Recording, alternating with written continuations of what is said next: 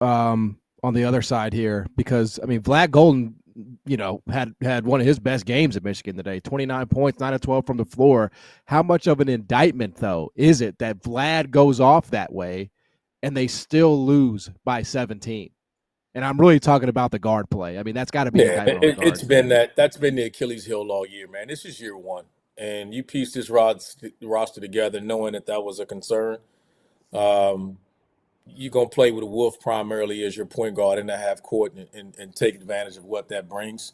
The problem becomes is you need somebody to consistently knock down shots when that's the case, and I think that's one thing that Mm-hmm. they have to figure out a way to get these guys. I don't care about traditional having necessarily a point guard. The backcourt, the guards just got to make shots. They got to make the shots, open the floor up. They're going to get those opportunities.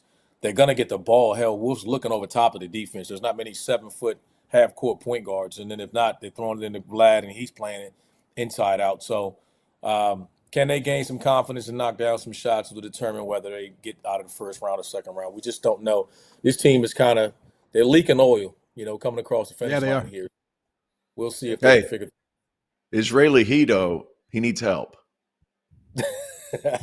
Yeah, Israeli Hito yeah, Turkoglu needs yeah, help. Like if he's going to yeah, be spraying exactly. his ball around and finding all these shooters, somebody's got to knock down Okay, shots. Yeah, I had to let yeah, that yeah. one land. Okay, Hey, now hey, I'm now I I let you go. I started. Hey, listen, I started to say something about T.O. about that. Considering I'm like, yeah, you were the one that said he was Turkaloo, I, but I'm I, like, I I'm gonna see leave what that he alone. means, though. I get it. I get exactly what he's talking about, though. I mean, the games are, you know, comparable, even if he's not quite the Well, player. the thing is so for people who don't know, the running joke in the After Dark group chat is the fact that I said that Danny Wolf is Michigan Hito Turkoglu. Here's the thing. People automatically assume I'm talking about seasoned veteran, 10 years in the NBA, Hito at his absolute best. It's not the case. When they both came in the league, it was big dudes who could handle the ball and pass it. That's what they do. And I think Danny's going to turn into a really good shooter. I think he's going to play in the NBA for a long time. There's just not that many 7-footers they can play, guys. Like if you go around watching NBA, and I've been privy to some bad 7-footers playing, like they can't play. So you put somebody in there, he reminds me a lot of him. I'm not saying he's going to have that kind of career, but kind of the same deal. But back to the original point, Michigan's got to have somebody to knock down shots. And you know, they had some guys not even get shots off today, as far as that's concerned. That to me is scary. Yeah. Like, where are you able to find guys that Mm-hmm. I'm not sure if it's a confidence thing. I don't know what it is, but 3 of 24 is not going to do it, especially when you play against Michigan State. You got to knock down shots. The challenge for you the rest of the season is going to be to find a Mehmet Okur comparison. If we're just going to go with Turkish NBA guys, I need an Okur comparison from you. He's out there. I need you to find He's him. out there somewhere, and I'll find it. But It might be the chef. It might be the chef there, or what my guy from Cincinnati, the footer there, Lockett. It Victor might be Lockett. him. Yeah, we got Mehmet to Okur. find him.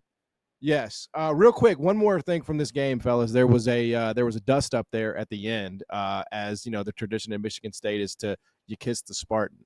That's what you do. You leave the floor, you kiss the Spartan, and a couple of Michigan players were standing there on the logo, not preventing that from happening, but just they were on the logo.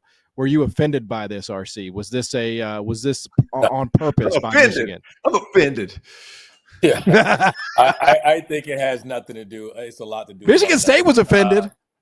Yeah, because they were. I mean, but again, Mays even said this after the game. He didn't know that. And if you're not a Michigan State fan and you didn't know.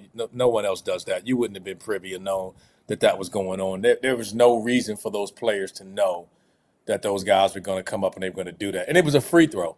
It wasn't like they were trying to be disrespectful. Like, where else do you stand, in that situation? So, it's more about rivalry. It's Michigan State, Michigan, and you just got your behind kicked and a little trash talking. I think it was more about that and a little frustration. But offended, no, I don't think anybody should be.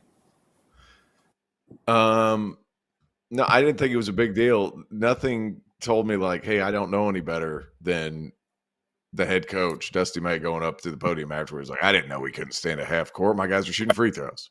And it's his first year at the place. Like, there's a certain amount of – and I think Izzo walked over there and was like, hey, just so you know, Like to me, whatever. I understand Holloman probably because that's where I'm at with this. Like it didn't mean to. Like this was a genuinely thing. Like some dude puffed his chest out because they were getting disrespected. The other guys were sitting at the bar not knowing what was going on. Like that's basically what it looked like to me. Like they didn't know what was happening. Some dude comes with his chest out, and obviously you're not going to back down. That's what it looked like to me. So like, Tio, it looks like you and I protecting Jeff Goodman or something when we're at the Final Four and somebody comes up to him and talking trash, and we just got to come around. You know, somebody. No, that's not how that is. I turn my back and act like I don't know nobody. Exactly.